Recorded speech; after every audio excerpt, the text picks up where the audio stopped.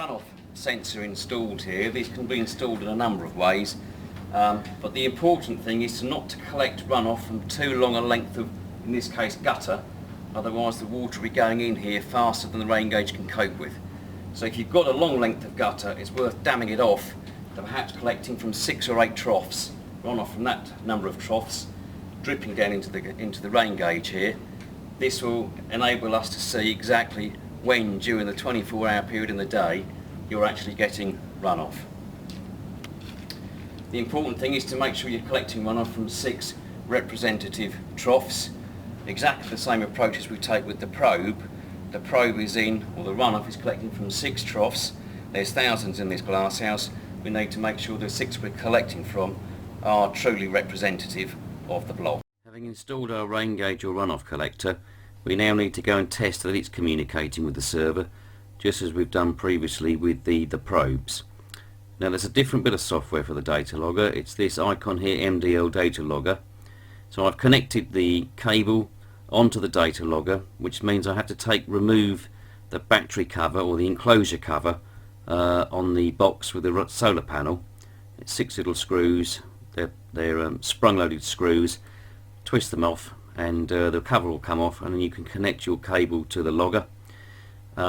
Once you've connected the cable to the logger, switch the power on to the probe. It's a good idea to switch off whenever you're connecting and disconnecting cables. So having connected up, switch the power on the underside of the enclosure, click on the data logger button, and a little like the probe configuration software, we click on the connect button. And we should see a message here saying connecting. It'll try and connect. It goes through this sequence from 1 to 8, and once it's finished doing that, we can start interrogating the logger. So we're now ready to go. First thing I'm going to do is to click on the sensor test, and you'll see here that we've got a number of sensors that we can connect. We can actually put in 2 rain gauges, so this could be flow in and flow out or runoff, 2 temperatures and a humidity. So what I'm going to do is query the sensors, and in this setup we've got here, we've actually got 1 rain gauge connected. Now I'm going to reset this reset button here to 0. I'm going to get my colleague now to tip the rain spoon 3 times to make sure here we get a value of 3 events coming up. There's the first one you can see on the screen, second one, third one. So the rain gauge is definitely communicating with the logger, so that's a good start. Next we're going to click onto the clock, and here we should be having a login interval of 30 minutes and an upload interval of 30 minutes, exactly the same as the probes. No upload offset. This must be set at 0 for both of these, and that should never get changed. Date and time as before. If you want to change the date and time, synchronize with computer, write to logger. I'm going to click on the modem setup page next. There's nothing here that you need to fiddle with. This will all come preset, so you can skip past this modem setup page. The history tab here effectively tells if there's any data in the data logger. There's only 1 record in there at the moment. If this had been connected for 3 weeks, there'd be a much larger number in here, and the reason this would stack up and not send data is if again we had network issues where the network was down, the logger keeps logging data. Flicking onto the modem control page, this one here is a useful one because we can send a test message again back to the Agri-tech server to make sure everything's functioning properly. So to perform this test, we need to click on the open session,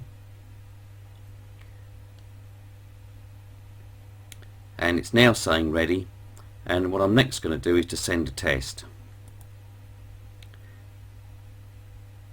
Now on some of the older data loggers, those watching this video this shouldn't apply to, but some of the older data loggers, when the clock was set to upload the data every 30 minutes, it sometimes caused errors with communicating. This one's actually gone through fine.